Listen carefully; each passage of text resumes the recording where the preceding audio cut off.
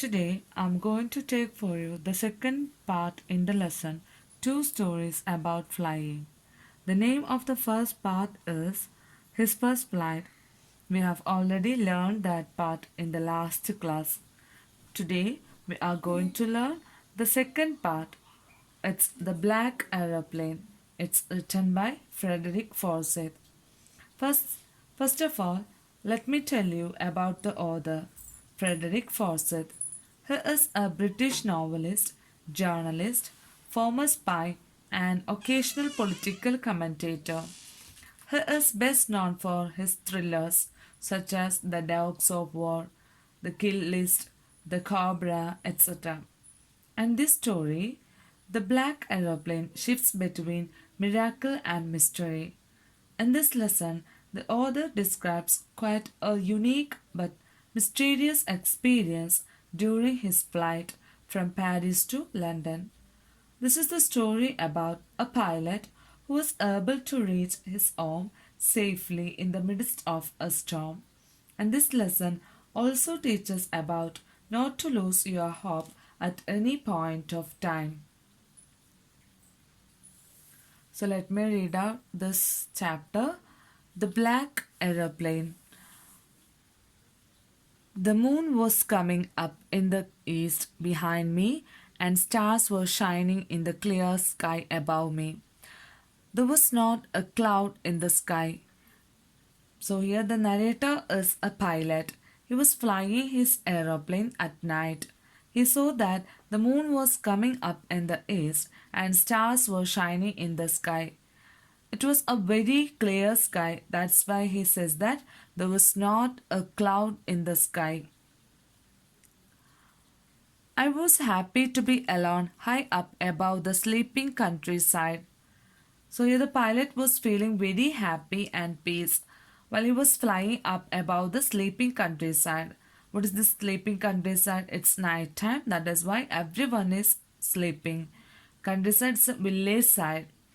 All the people were sleeping and he was flying high up in the sky. I was flying my old Dakota aeroplane over France back to England. So here he says that he was flying in the plane old Dakota and he was going from France to England. I was dreaming of my holiday and looking forward to being with my family. I looked at my watch, 1:30 in the morning. So he was so happy and enthusiastic about going back to England because he was going to meet his family and he was going to have a holiday with them. And he looked at the watch. What is the time? 1:30 in the morning. When he looked at the watch, the time was 1:30 in the morning. I should call Paris control soon, I thought. As I looked down past the nose of aeroplane, I saw the lights of a big city in front of me. I switched on the radio and said, Paris control, Dakota DS088 here. Can you hear me? I'm on my way to England. Over. So, here, as he was flying from Paris to England, he had to inform Paris control room. When he looked down the plane, he could see a big city. He could see the lights of a big city. So, he started giving his message.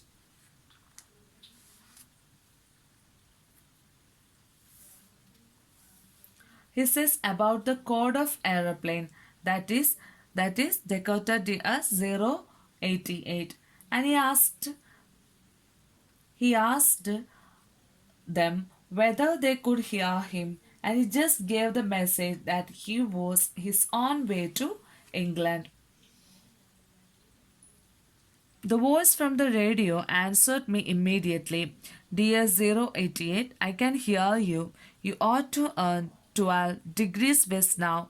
DS088, over. So he got a response from the control room. The person in the control room told him that you have to turn 12 degrees towards the west now. I checked the map and the compass, switched over to my second and last fuel tank, and turned the Dakota 12 degrees west towards England. So when he got the reply message by telling him that to turn to 12 degrees towards the west. So he checked the map and the compass. What is the compass? It's used for checking the direction. He switched over to the fuel tank. He had very little fuel and it was the last fuel tank that he was switching over to, and turned his plane 12 degrees west towards England. I'll be in time for breakfast, I thought. A good big English breakfast. Everything was going well. It was an easy flight. So he was very excited for meeting his members and having his English breakfast with them. He was so thrilled about it because he didn't face any difficulties and his plane was going smoothly. As we said that everything was going well, it was an easy flight. Why? He didn't face any difficulties and his plane was going smoothly. Paris was about 150 kilometers behind me when I saw the clouds, storm clouds. They were huge. They looked like black mountains standing in front of me across the sky. So he had already moved 150 kilometers from Paris to England. Suddenly, when he turned back, he saw clouds. What kind of clouds? There were storm clouds. Soon he could see that the clouds they looked like black mountains and they were in front of his plane. I knew I could not fly up and over them, and I didn't have enough fuel to fly around them to the north or south. So here he could see the clouds, they were like black mountains. He knew that he didn't have enough fuel to fly up over them. Here he was confused and he didn't know what to do.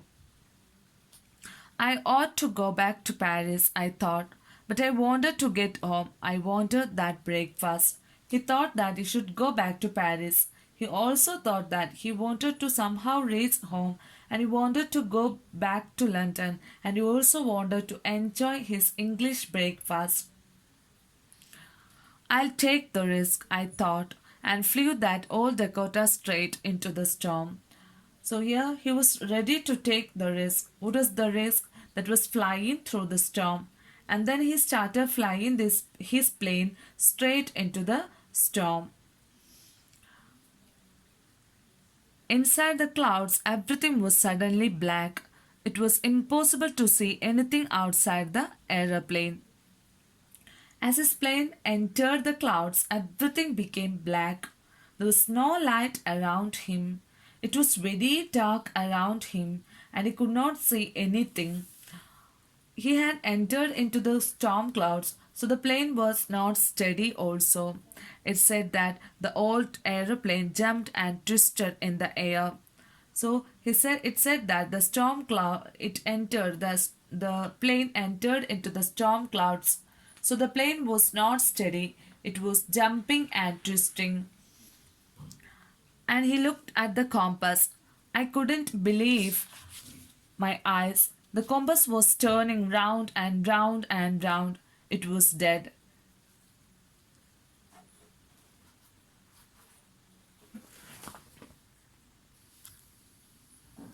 I couldn't believe my eyes. The compass was turning round and round and round. It was dead. It would not work. The other instruments were suddenly dead too. I tried the radio. So here he said that he looked at his compass to know which direction his plane is moving inside the storm. But what did he see in the compass? It was turning round and round and it was not working. He says that it was dead. It would not work. What would not work? The compass would not work. And all the other instruments that are used for having contact with the control room, he tried to use them and find out or getting some help, but nothing was working. I tried the radio, so he thought to make some contacts with the control room. He tried to speak to the Paris control. Paris control, Paris control, can you hear me? There was no answer. The radio was dead too. So he tried to contact with Paris control through the radio. But there was no response. That means he lost all the contacts with the control room. So there was no answer. The radio was dead too. I had no radio, no compass, and I couldn't see where I was. I was lost in the storm. So he understood that nothing was working there. No instruments was working there in the plane. And the radio also was dead. And no radio, no compass. And he couldn't see where he was. So it says that he lost all the contacts with the control room and nothing was working. Everywhere it was totally dark. He was still inside the storm clouds in the sky. And then in the black clouds quite near me, I saw another airplane. It had no lights on its wings. So then something strange happened suddenly. Then suddenly he saw a black aeroplane inside the clouds just near his aeroplane. Actually, it was a ray of hope for him, and it had no lights on its wings, and that aeroplane didn't have lights on its wings. But I could see it flying next to me through the storm. I could see the pilot's face turn towards me. I was very glad to see another person. He lifted one hand and waved, "Follow me." He was saying, "Follow me." So here he says that he could also see the pilot's face.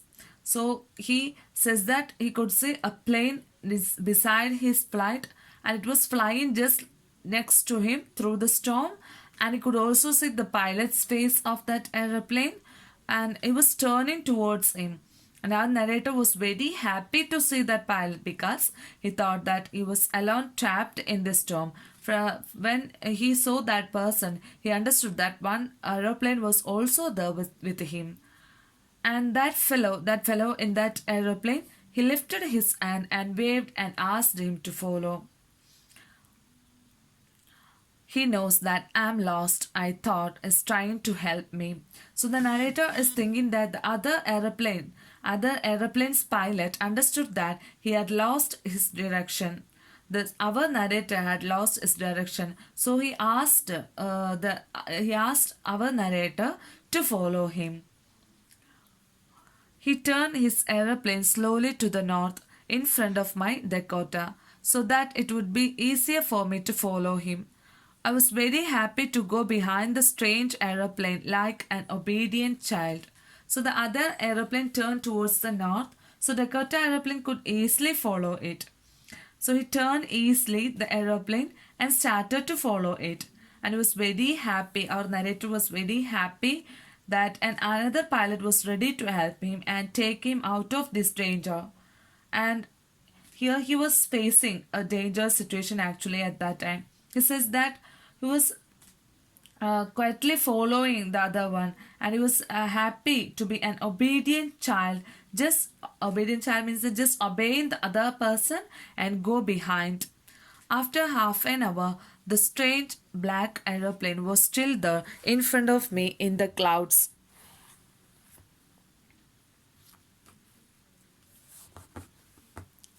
There was only enough fuel in the old Dakota's last tank to fly for 5 or 10 minutes more.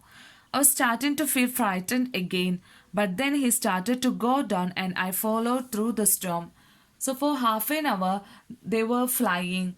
Both planes were flying in the storm. Now he understood that his aeroplane has only some fuel for flying, just for 5 or 10 minutes. So this only fuel for flying, this aeroplane has only fuel for flying just for 5 or 10 minutes. So this increased his tension. That is why he started to feel frightened again. It increased his tension and he started to feel frightened because of the fuel. When he thought about the fuel, because he had only some fuel, it is just for 5 or 10 minutes. Suddenly, I came out of the clouds and saw two long straight lines of lights in front of me. It was a runway, an airport. I was safe. I turned to look for my friend in the black aeroplane. So, as he was here, but the our narrator, he was surprised to see that the other aeroplane, which is leading him, is in front of him, started going down.